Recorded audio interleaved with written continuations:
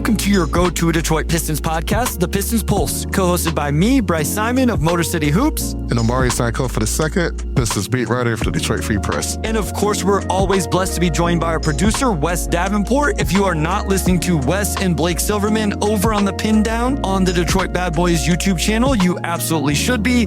Make sure you're listening to all of the great Pistons content creators out there, reading all of the work, but specifically the Detroit Free Press with O2 and Shawn Windsor, who is going to join us for this episode as well, and the Motor City Hoops Substack, where all subscriptions are free for all of my post-game notes and analysis and any video breakdowns I get a chance to put up. We are joined by our guy, Shawn Windsor. Shawn, how are you doing today? I'm not too bad, a little tired, but not too bad.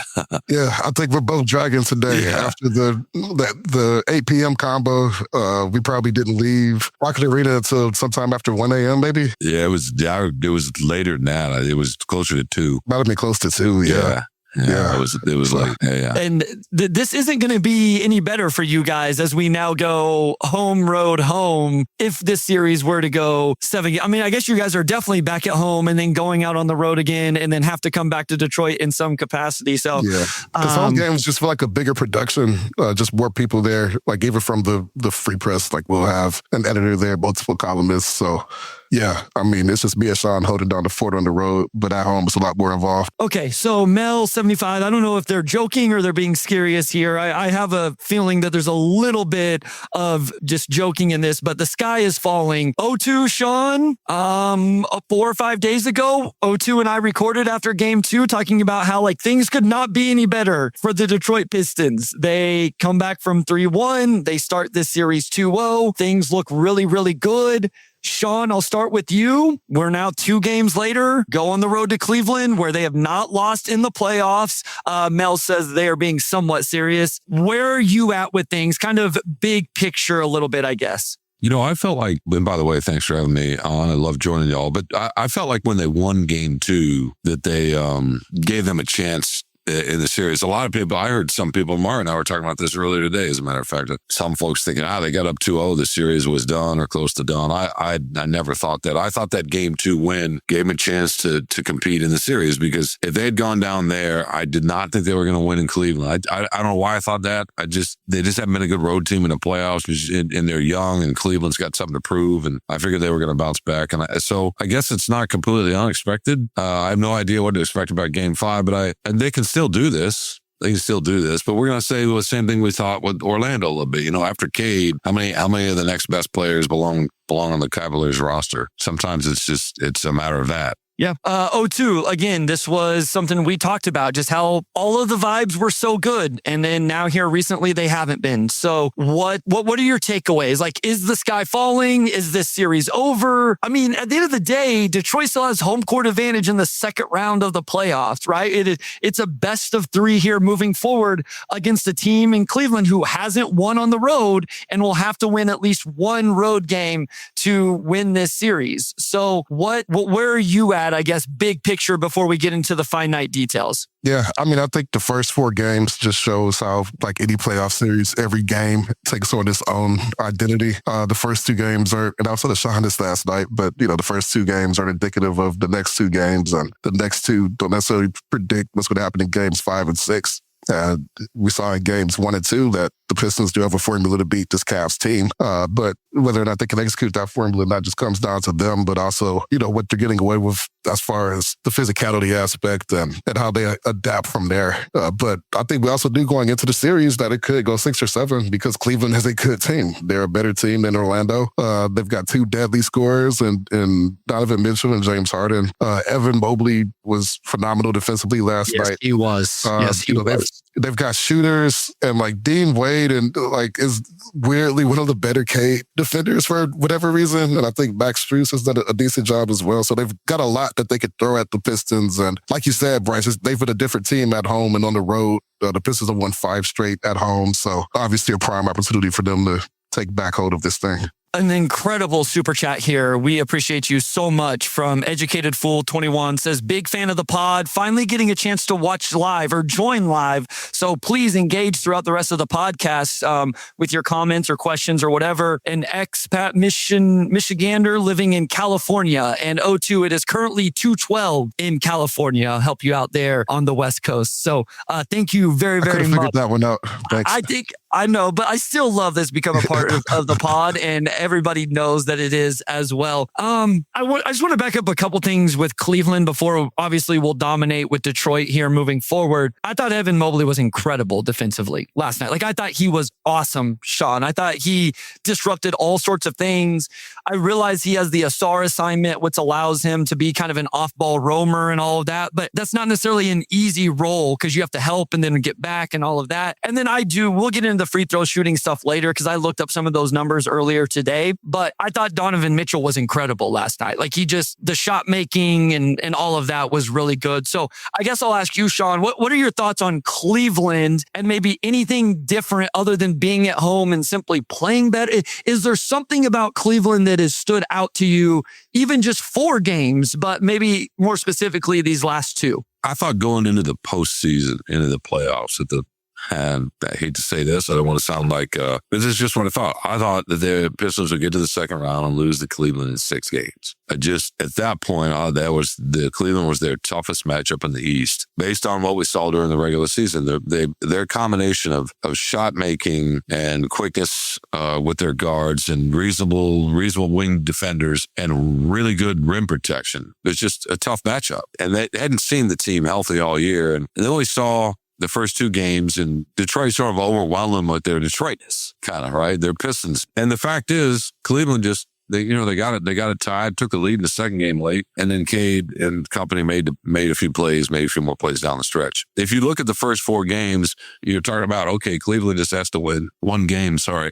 Here, who's more likely to win a road game at this point after the first 4 games? That'd be my question for y'all. I will say the Pistons simply because they had that Game 6 comeback in Orlando. Like, they've shown that they could do it. So I think that's my answer as well. But yesterday I did not think was a good look for Detroit. But I'm also like, I don't think Cleveland looked comfortable. I'm trying to decide if Cleveland's thing was just a road thing or they just were that uncomfortable, in the first 2 games of the series against the Pistons. And so I don't know which I lean heavier into. If Cleveland just got home and got comfortable because they were at home, or because they had played Detroit a couple games now, Shawn, and now they're looking more comfortable because they've gotten used to what Detroit brings defensively and all of that. I mean, that's certainly a possibility. We know a few things now. We're going to talk about Detroit here in a bit and some of the matchups and individual issues that are going on. And Omari and I talked about this when we were walking to where we were walking to earlier today. I can't remember. It's been a little foggy, but they did not. And JB Bickerstaff said this after the game last night. They did not meet the competitive moment. And that happened a couple times in Orlando. That's why they got down 3-1. And they figured that out and did for the next 3 games, except in the first half of Game 6. If they have another slip up like that,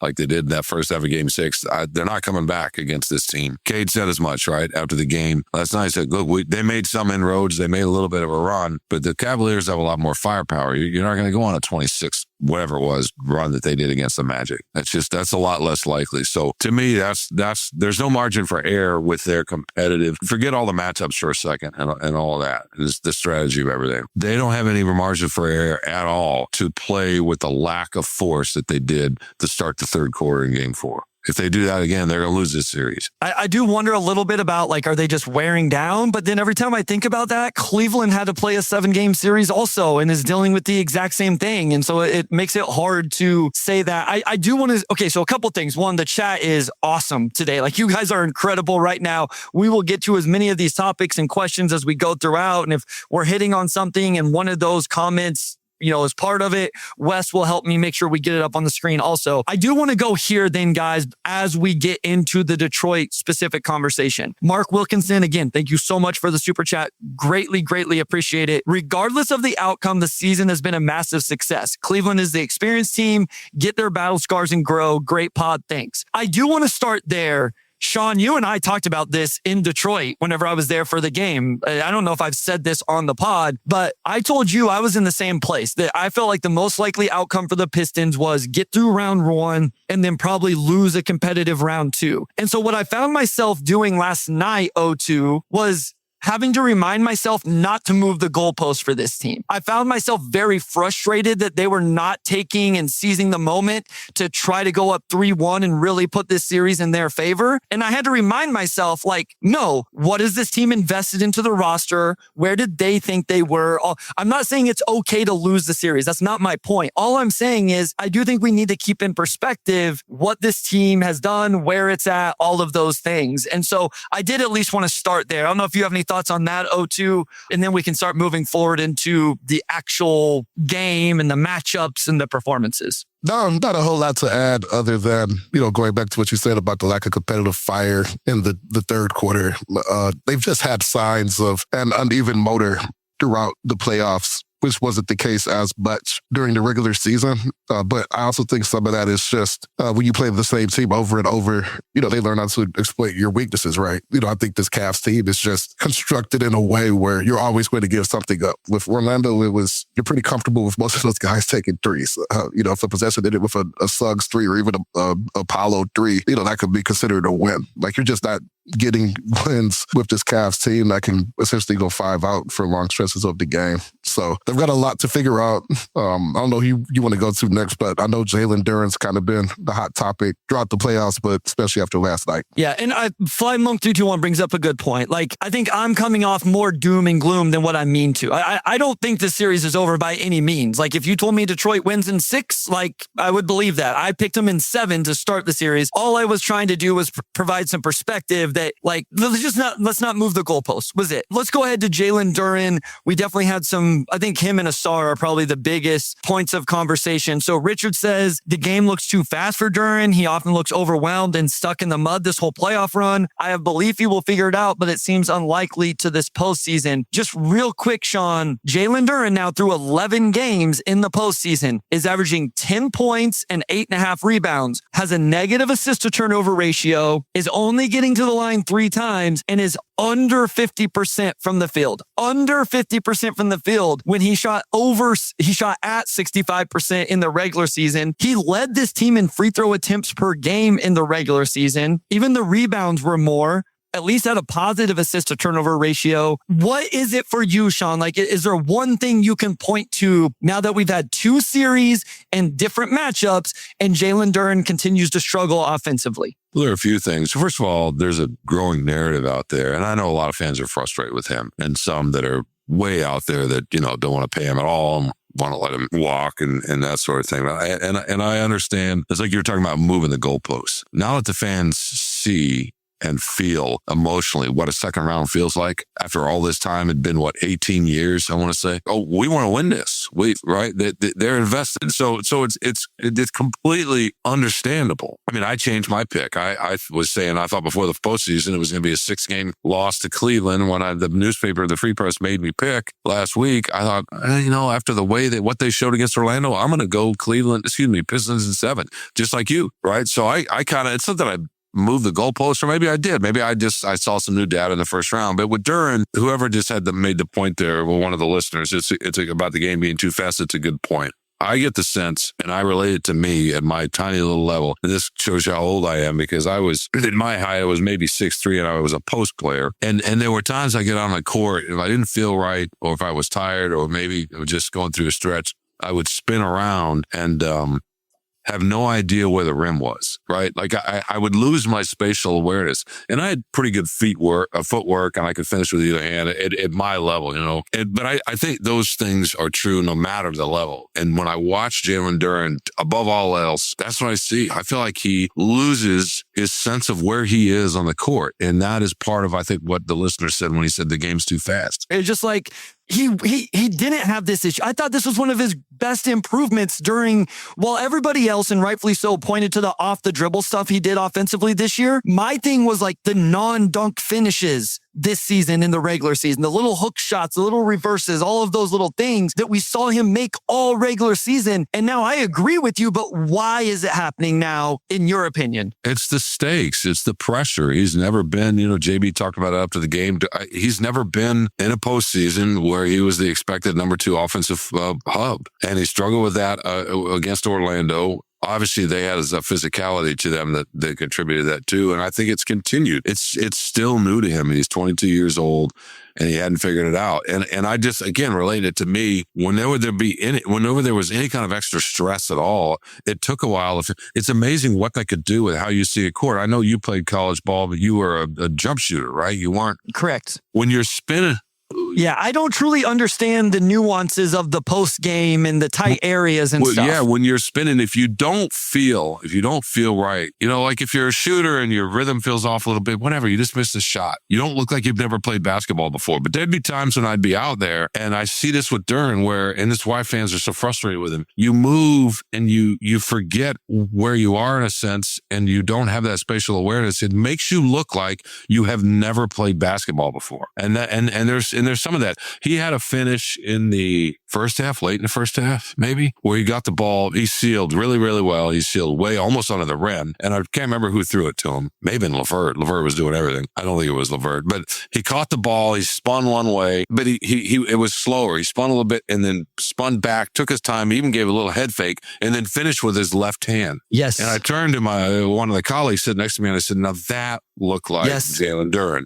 He took his time, but that was the only moment he did that. Yep. And later, Wes and I were talking about this. Later, he catches one in the post, not as deep a position. And Shawn, he dribbles away from the rim. Like he caught it at 5 feet, dribbles away from the rim, tries to hit Ausar on a little dump off pass, and it ends up in a turnover. Like it just, I think you were describing this very well in terms of like what it looks like because it's a post player that's struggling with this. O2, I want to get your thoughts on it as well. Along with this, Will Smith, 2049. What do you think about JB rightfully benching Ausar for poor play? We will get to Ausar, but refusing to do so with Duren, who has been horrible for 85% of these playouts. Like everybody can have their thoughts on horrible or whatever. I actually think Jalen Duren's been quite okay defensively and at times very good. But O2, your thoughts on Jalen Duren's struggles and this idea of, man, Ausar didn't get to play last night while he was struggling, but Jalen Duren continued to get the opportunity. Yeah, to Shawn's point earlier, this is the first time the Pistons have been in the second round in 18 years. And this is their first time in that type of environment. And, goalposts tend to shift once you get there. Like the exact same thing happened with the Lions a couple of years ago. It doesn't matter what the expectations were previously. They were seen as maybe a playoff team at best, whatever. Once you get there, none of that matters. You got to do everything you can to maximize winning. And that's where a lot of the frustration with Duren is coming from. The Pistons are tied 2-2 with the Cleveland Cavaliers in the second round. Objectively, that's not, like, you could be in a better place because you were up 2-2, but this series is still completely up for grabs. You've got 2 of your last 3 at home. But that's despite Duren's struggles. So there's a gamble JB's making. Essentially, we need Duren because if we're going to have any type of success as a franchise, it's going to be because of Duren. And we saw what he could do all regular season. And there's clearly a mental aspect that he's struggling with right now that he needs to overcome. Maybe benching him for Paul Reed would help, maybe not. JB's strategy has been to ride with Jalen Duren, and I wrote about that today, but we even saw it in that Game 6 comeback. Paul Reed helped spark that in the third. Duren came in the fourth to help close it out, and he did do his part to close that game out. I thought he finished that game well, and then that carried into Game 7 and Game 1 in this series. But that's what the next 3 games will be about is, to what extent can you ride Jalen Duren? To what extent could he justify the faith and trust that the coaching staff is putting in him? And I think bottom line is that they just need him to figure it out. Like if he could solve some of their issues in the half court, make some of those passing reads a little sharper, or just, like you said, it doesn't feel like he always knows where he is in relation to the rim. Like in Game 3, Ausar finally with the hit-ahead pass, and he essentially had an open dunk, but he took it and posted up hard and then ended up missing the jump. Like, that's just stuff you never see him do in like 4 years of basketball. And, the issues he's had with rebounding and catching the ball. I've never seen that in 4 years watching him play basketball. This is not stuff Jalen Duren struggles with. So in that regard, I think you can understand JB's logic. And these are not things that Jalen Duren struggles with in his sleep, right? Like, that's who he is as a basketball player. If he solves it, that's great for everybody. If not, maybe he has some stuff to figure out, but he is 22 years old. And we could get to the Ausar piece as well, but the reality is that nobody else could do what JD gives them on either end of the floor. JB talked about the force he plays with, and he's going to try to exert that out of him. And he's got 3 games or maybe 2 games to, show that gamble's worthwhile. Okay, Shawn, if you have anything else on Duren, and then we'll go to break and come back with Ausar. Yeah, real quickly. One, he sat there and took responsibility and owned his play and described himself as an anchor on both ends, which he is, and said he's not been that anchor. And just for one more quick visual, back when this game, the NBA game was a post-dominant game, Rick Mahorn, an old Piston, used to have a trick where he basically is almost like pulling a chair out when somebody started to sit. Post players want to feel the physicality. You need to feel contact to sort of help you orient yourself. And I think Cleveland's done a decent job of confusing Duren and throwing different guys at him for different angles. And so he's just, and Orlando did too a little bit. He's just lost that way. And then the last quick point I'll make, this idea that this is all false, that we shouldn't be upset at all, that fans shouldn't be upset because what he did during the regular season was fake, because it was against a team with half the team, or in a league with half the teams tanking and nobody was trying. To me, that's a really lazy argument. You could see the skill and the footwork and the finishing. And there were plenty of nights where they were going up against teams with bigs that are trying to earn their money and in their place. And there are plenty of teams that compete. Yes, there are too many teams that sit guys and tanking. But even when tanking teams are out there, they got guys that are trying to make a living and they're playing hard too. I get it. Maybe the competition level, it's not Evan Mobley and Allen or even Wendell Carter, but that was real what we saw during the regular season. And this fall off is even more real. All right. Actually, I'm going to adjust a little bit, O2. Let's just go ahead and do the Paul Reed, Isaiah Stewart thing after the break, and then we'll get to Ausar Thompson. Okay. So we're going to go to break. When we come back, since we're on the center position, the Jalen Duren thing, and, we can hash out some of that stuff. We'll get into Paul Reed, Isaiah Stewart, and the center position overall right after this.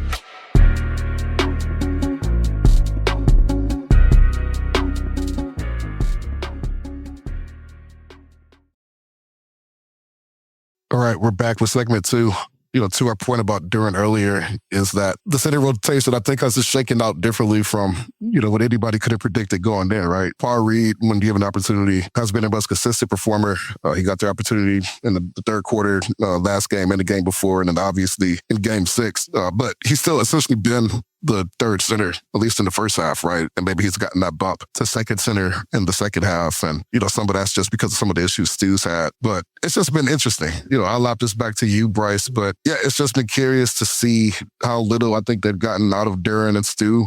And then just by contrast, B-Ball Paul essentially being, who he's always been, which is B-Ball Paul. I will say this. I don't think you can move Paul Reed into the starting lineup. I would not do that. There are limitations with Paul Reed's game. And I think putting him in the starting lineup, you really have, I know people are upset about Jalen Duren's defensive rebounding. I think you're opening up to a very bad start to games in terms of Jarrett Allen on the offensive boards. And some may argue that Jalen Duren has done that a couple games. Like, I get it. I would not start Paul Reed. I will say this, as someone who has been, Isaiah Stewart is a playoff big. Isaiah Stewart is going to show his greatest impact in the playoffs for multiple years now. That has just not played out. And especially in this series, I don't know what's going on. I'm not going to speculate on it. We've talked through that multiple times over previous episodes. Whatever people believe or whatever, we'll either find out after the season that he's hurt or nothing will be said and it will turn out that he wasn't hurt and it just was a bad playoffs or whatever. I'm struggling not to see why JB wouldn't go to Paul Reed first here in game 5, at least. Just based off how the last couple of times have gone, I think I would go to Paul Reed first and see what it looked like. And then you can go back to Stu if it's not good. But I mean, Paul Reed was really, whatever reason, he figures out how to get to spots and finish. He also provides something a little bit defensively in terms of the way he can disrupt and hard hedge screens in his active hands. There's just a certain energy level he plays with. So I never thought coming into the playoffs, I would be saying this going into game 5 of a series, Shawn, but I would not blame JB whatsoever if his center rotation on Wednesday night was start Jalen Duren. I would absolutely still start Jalen Duren, but then Paul Reed is the first center off the bench in that game. I agree that you need to start Duren. One thing you could do is shorten Duren's first stint. Sure. And then bring Stewart in and then bring Reed in if you want. We've seen that in regular season games too. We've seen him do that. Yeah, and to me, that might be more likely than just skipping Stewart altogether. But we can say empirically, I think, Stewart is not. When's the last time he blocked a shot? He's got one block in 5 games. He's not contesting anything at the rim. There's a reason for that. I don't know what it is, but he's not. He's not the same player. Yeah, I was looking up the numbers as you said that. So Stu, holy cow. You know how many games it is since he's blocked a shot? How many? Either of you know? No, not offhand. I would have lost a lot of money. That's what I'll tell you. I'm looking it up now, but go ahead. 6 games. Wow. He hasn't registered a defensive disruption in this series. Now the minutes aren't great, and then he didn't have a defensive disruption in the final 2 games of the Orlando series. He's not trying, Bryce. He's literally not. He's not even attempting to contest. It's odd, right, Omari? I mean, it's just odd. Real quick, let me provide just a little more context and then I'll let you go. He had 1 block in game 5 of the Orlando series, right? The game before that, he had 8. In game 4 against Orlando, he had 8 blocks. In 17 minutes. But for the second best, can we say, I think we can say this factually, because I think he's better in some ways than even Gobert. Gobert and maybe even Holmgren may dissuade a little bit more, but in terms of going up and clean blocking without fouling, he's the second best rim protector in the NBA. Then the numbers bear that out. It's wild. Yeah. All right. I will say that Pistons fan 11 says if we had won, that would have forever been the Karis LeVert, Paul Reed game. That is. I kind of hate that they wasted such a good performance from Karis LeVert because that really was a really good game from him. O2, anything else on the center rotation before we get to Ausar Thompson? No, it's just been fun to see still like the unpredictability Paul Reed brings. And I think that's one of his greatest weapons is one possession he might hit you with a one-legged Dirk fadeaway. The next possession he may whip a behind-the-back bounce pass to Dennis Jenkins in the paint. You never know what he's going to bring. And, you don't bench Duren, per se. I don't think you bench him, but I think you can not bench Duren and also still find more minutes for P. Reed, especially when he's going to give you 13 or 15 points in 13 minutes or whatever he gave you last night. He was one of their leading scorers, and he was probably 8 for 9 in minutes. I just want to be real quick. Like, I know, I understand you guys are frustrated at me for not just saying, guys, it would be so irresponsible of me to say that Isaiah Stewart is hurt emphatically. I refuse to do that. Like, I can't do that as someone that, co-hosts this podcast. That's not something that I'm willing to say. I just want to be clear. Like, I understand you guys are frustrated by it, but that would be very irresponsible of me to say. I hope you guys all understand that. Let's talk Ausar Thompson. Beastly Arrow says, I know Ausar didn't play well, but it felt like things started going downhill when he got in foul trouble. We're going to need him on the court to help stop Mitchell and Harden. I will agree, and I'll find the comment here, Shawn. Like, I think this was the first actually bad game from Ausar Thompson, in fairness to him. Like, it's 11 games. I'll give him 1, but he was not good in this game. And Shawn, I didn't think it was on either end. I thought it was probably one of the worst defensive games I've watched from Ausar Thompson. I don't know that I've ever seen him play more poor. I mean, it was consensus in the newsroom.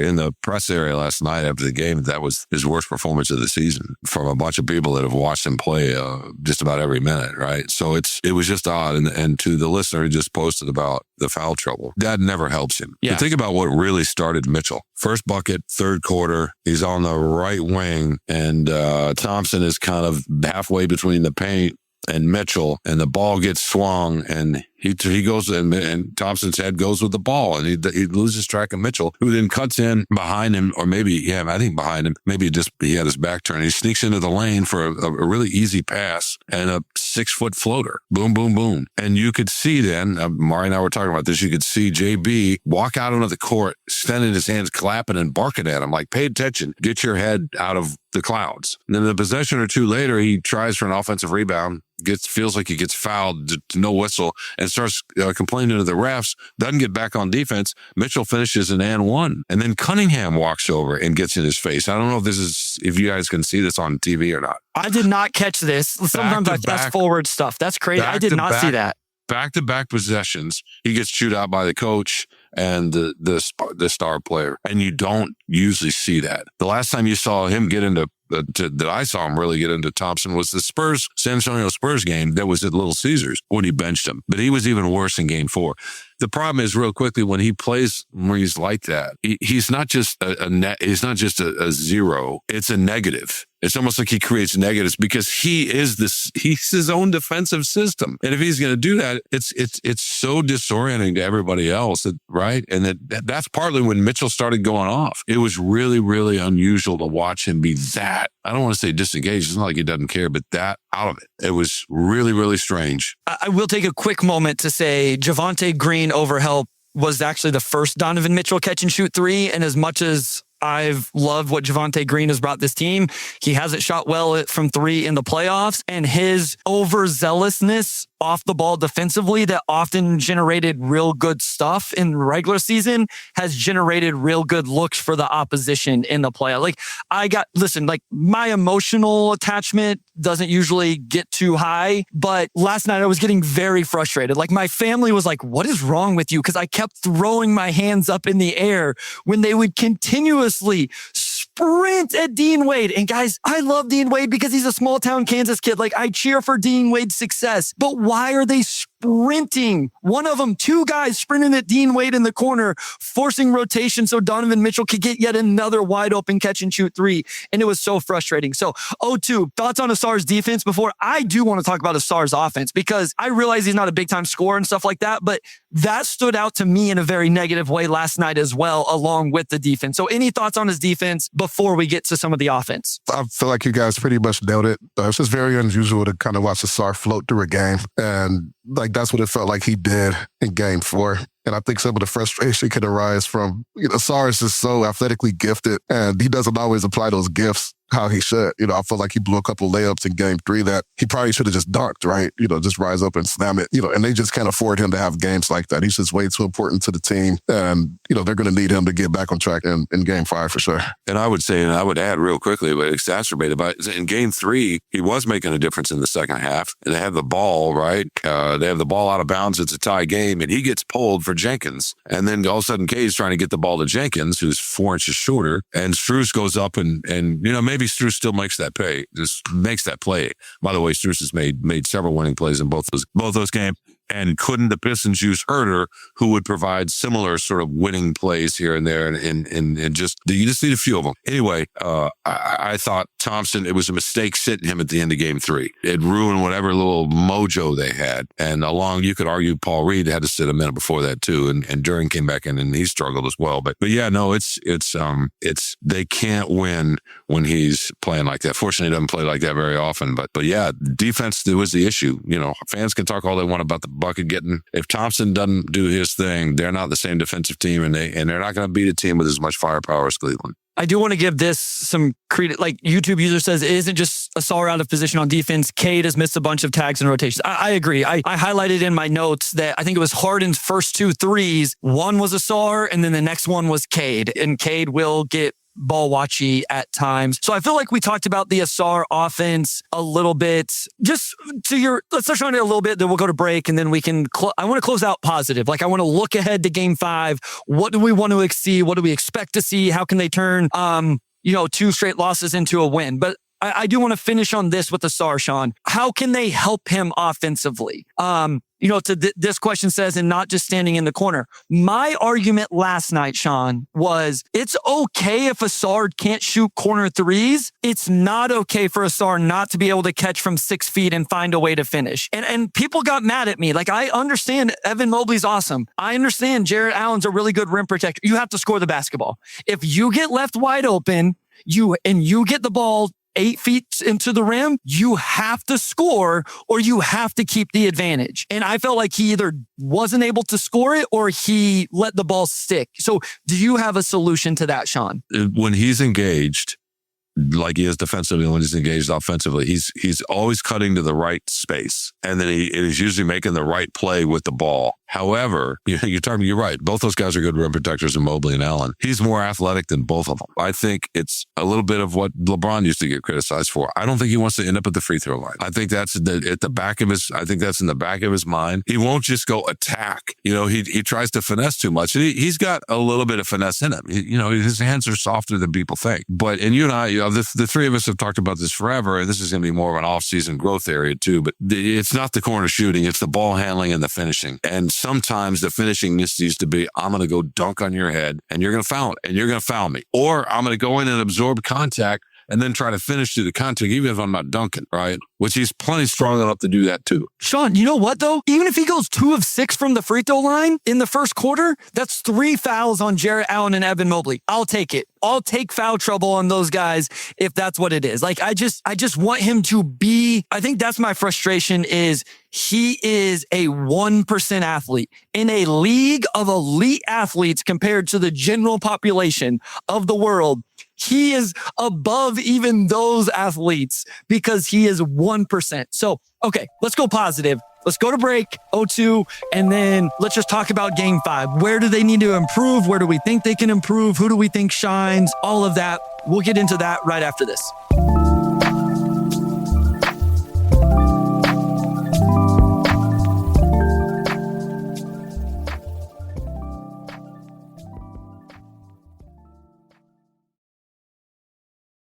All right, we're back with segment 3, and we're just going to dig into game 5 here. Bryce, I'll lob it to you. This is going to be an easy one. What were they not able to replicate on the road that they had at home? And the team talked a lot about the foul trouble aspect, which I do think was a big disparity. But do you think we'll see the home version of this team that's won 5 straight at the LCA tomorrow? I think we will. I think they'll be rejuvenated. I think we'll see energy. I do think one of the big things, I think coming out of the 2-0 start, I think Sam actually asked me this on Game Theory, is like, what does Cleveland need to do? And to me, it was James Harden needed to find his game. And James Harden has found his game to some extent. So can you get Harden back into the first 2 games of the series? I think he had one good quarter in those first 2 games, and that was the 4th quarter of game 1, I believe. The other thing is what I said defensively. Can we lock in on the hierarchy of their 3-point shooters, right? Sam Merrill, do not leave him, because he is good, right? Donovan Mitchell, do not leave. Like, you have to give up something. And so just lock in on the hierarchy of that. And then you got to get better play from Jalen Duren, Ausar Thompson. Yes, but Danis Jenkins, right? I looked at his home road splits in the playoffs today. He's just much better at home. He just like straight up is. And so I think you get better play from him. And I think we see them figure this out and really bounce back. Shawn, can I give some quick stats on the free throw shooting? And then I'll let you.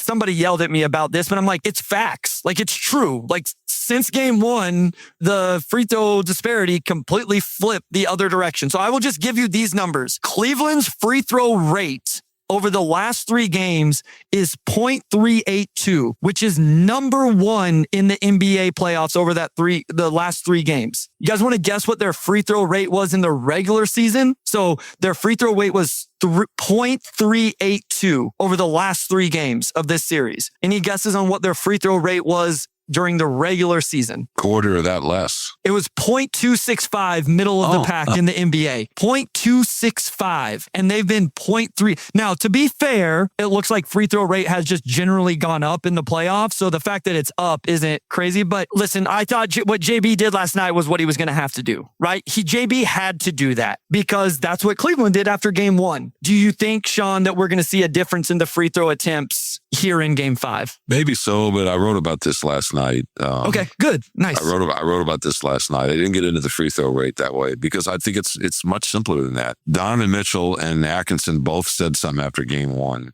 And it didn't, and they shot more free throws in Detroit, and it didn't matter because Detroit brought it in game 2 and then made the plays down the stretch. They didn't have 3 straight turnovers, right? They weren't they weren't hitting the back of the stanchion on an inbounds pass. They were focused. You were talking about over-helping and Ausar floating and all the ball watching with Cade and Ausar. And so what about the lack of communication on the switching? How many times do you see 2 go one way and the Cleveland shooter go take a stroll in the park the other way for a wide open 3, right? That didn't happen in game 2 either, or game 1. That's the thing. That's what happens for young teams at home. And it's especially true. You mentioned Danis Jenkins. It's especially true of role guys. Danis really struggled in Orlando. Obviously, he got a little bit better in game 6. He was helpful in that second half in that push, but he was, not good at all in games 3 and 4 in Cleveland. So I would expect him to be a little bit better too. But that's the thing. Jalen Duren said it. We didn't set the tone. Remember? You were there, Omari. He said, we didn't set the tone. If we had set the tone from the start, then they call the game differently. And that's the thing. Everybody's like, oh, it's a home whistle. It's a home whistle. I don't think that.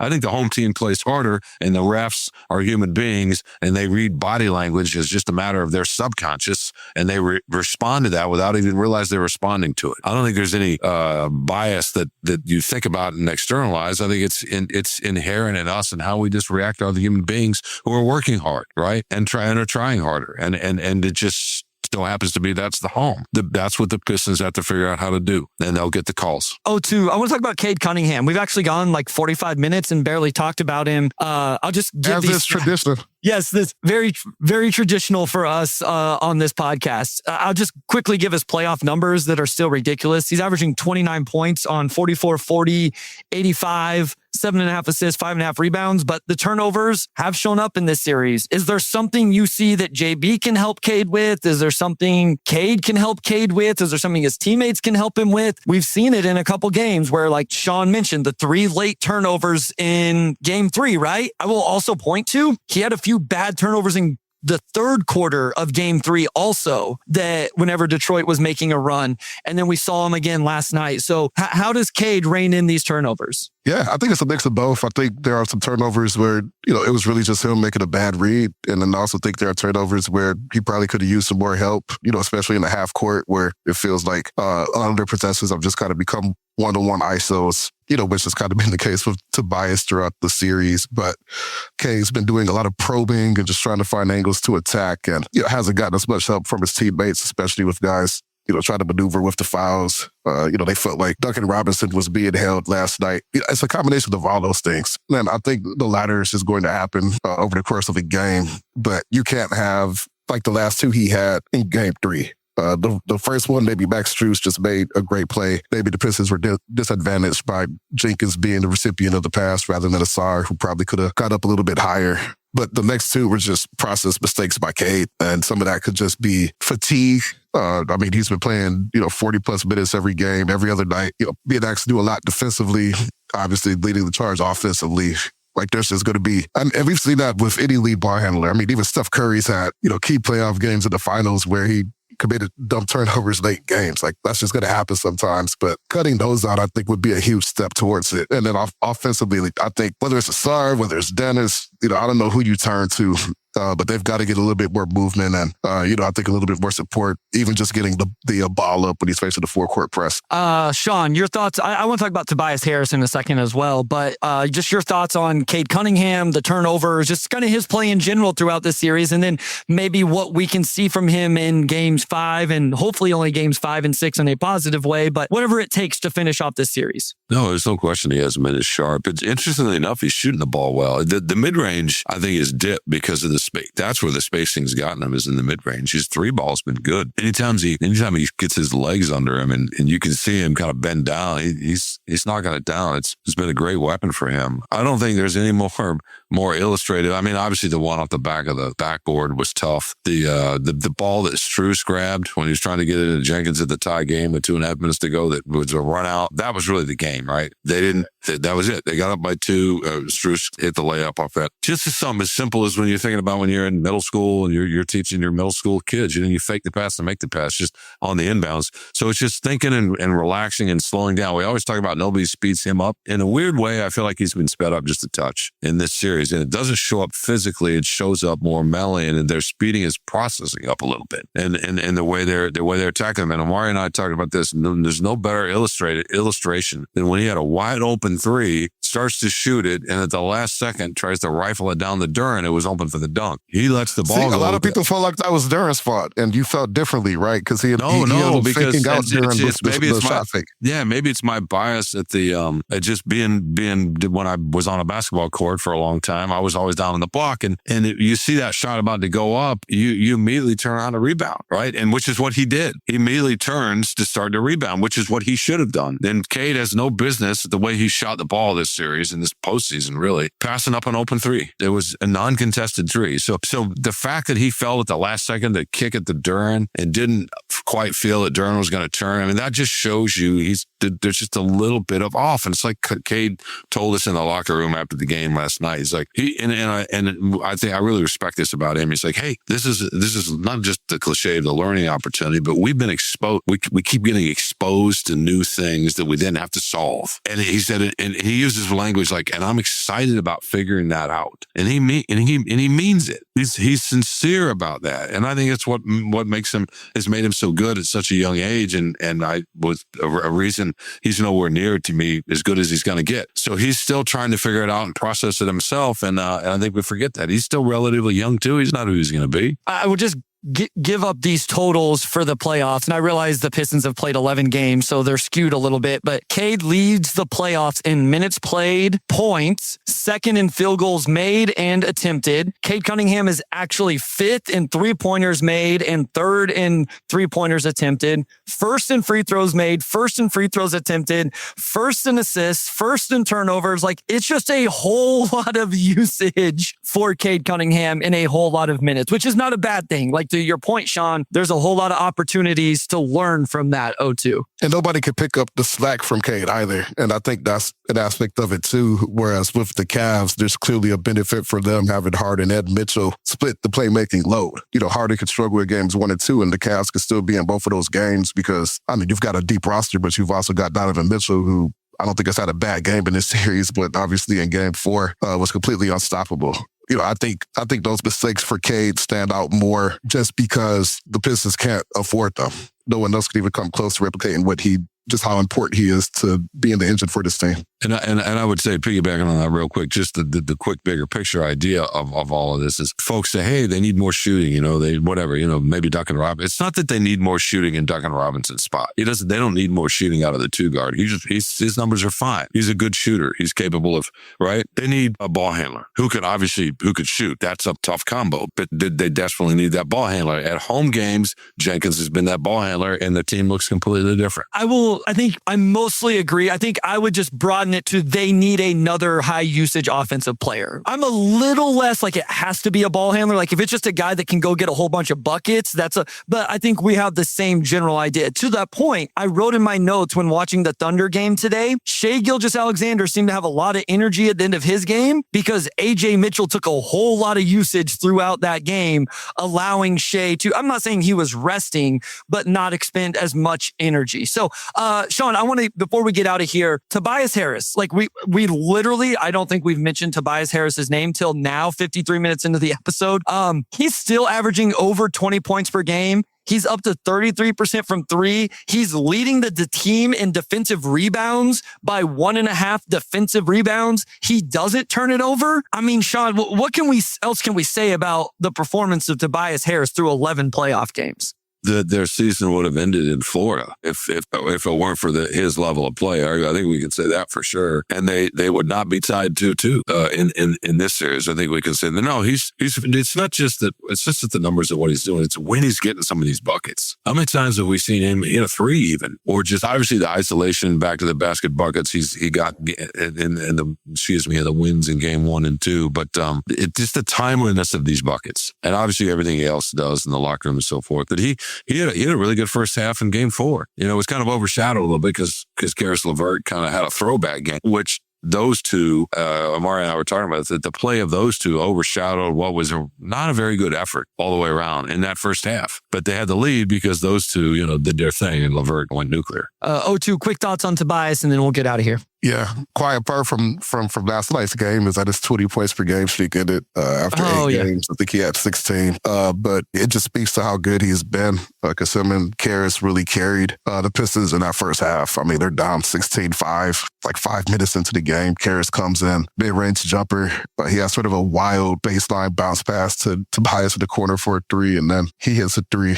So I think Tobias probably most consistently, other than Cade, has just met the moment for them every single night. And JB talking about it said that it's just a guy recognizing that there is a need. And yeah, you're talking about the high usage offensive player to take pressure off. He's been pretty close to that pretty much on our postseason. To the point about the 20 points per game, it also Cade's first playoff game of his career not scoring 20. He had gone through his first 16 games of his career in the playoffs, scoring 20 points in all. All right, I'm going to get through a few quick ones here, and then we'll just give our final thoughts. So Mark Wilkinson, again, thank you so much for the super chat. Says the concern is if players are afraid of the foul line, we don't get the accumulation fouls. Foul trouble should be a given. The team lives in there. I agree with that, and we kind of touched on that, where it's even if you're not shooting great free throw percentage, obviously you'd want to do that. But if you can get the other team in foul trouble, especially a Cleveland front line that really is kind of Mobley and Allen, if you can get one of those guys, was it game 1 or game 2 where Jarrett Allen was in immediate foul trouble in that game? I think it was game 1, right? Might have been game 1. I don't remember exactly, but it might have been 1. I think it was game 1, and he essentially was not he had no impact in that game whatsoever because I think he had 3 early fouls. So MB Well asked, what's the latest on Herter? Anything there? Okay. All right. And then Duncan Robinson is also questionable okay. with lower back soreness. So, and Karras has been questionable the last few games, but has played. So.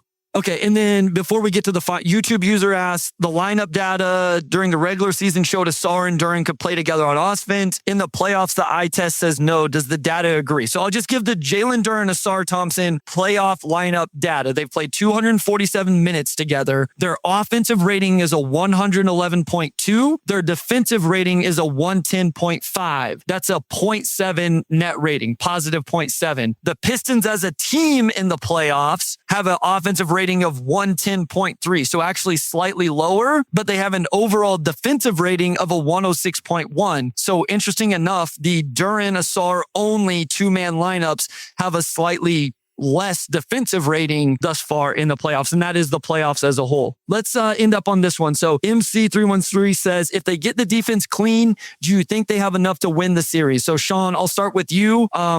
You can give a prediction. You can just give your opinion, like however you want to approach this game 5, 6, or 7 or whatever. What are your thoughts here?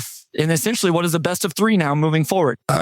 Absolutely, if they get the defense clean, they can do this. They did this in the first 2 games. They did it in the second half of game 3. That's the game that I think game 4 was frustrating, obviously, because it was just not a very good performance. But game 3, they played really well for enough stretches to have the ball and on the road and a loud crowd with 2 minutes to go and a chance to win the game. Right? I mean, they were right there, and that was various guys making shots, but that was a defensive effort. It's what they do, and of course they can do it. I was telling somebody earlier today, if they play defense the way they can play for long enough stretches of the game, and they don't have to play 48 minutes like that. That's hard to do, but for what we've seen them be, they can stay with anybody in the league.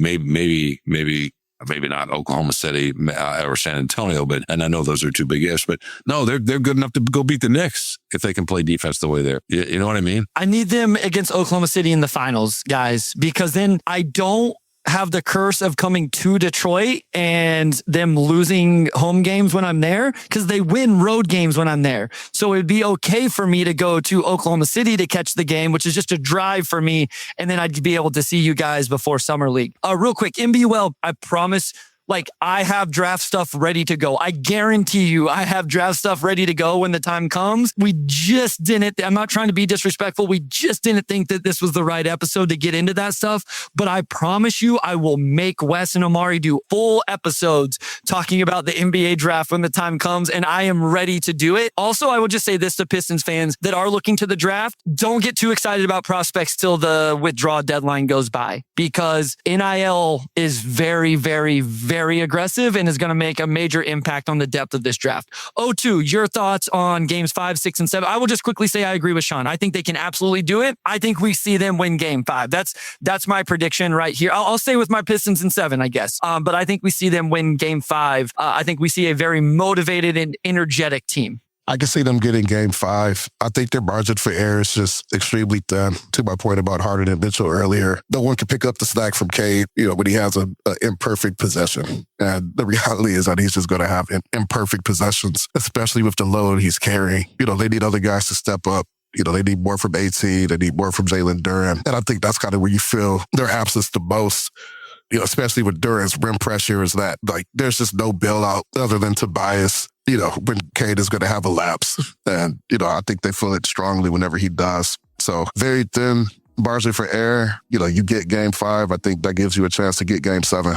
So I think tomorrow's the most important game of the series. Okay, so we will be back as soon as the series is over, guys. This is on me. This is my fault. But this weekend, I have to help with the ranch and stuff like that, like a couple weekends ago. So like Saturday, we would normally record Saturday after game 6, but I'm just not going to be able to. Like I will be working all day. So I'm very much apologize. If something crazy happens, maybe we'll try to go real quick or something like that. But most likely the next episode will be after this series is over, whether that's in 6 or 7 or whatever it ends up being.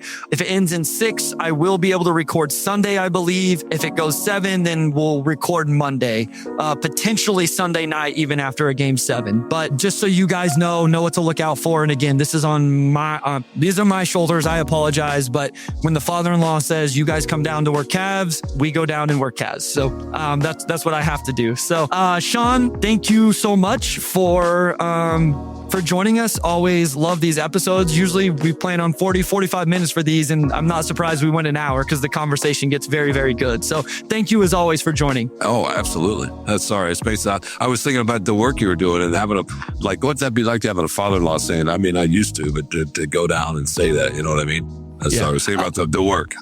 Yeah. I'll send you a video. So please, that'd be great. All right. O2, take it away, my guy. Yeah, as always, big thanks to our audio producer, Robin Chad, our editor-in-chief, Nicole Avery Nichols, and big shout out to Wes Davenport, as always, and we'll talk to you all next week.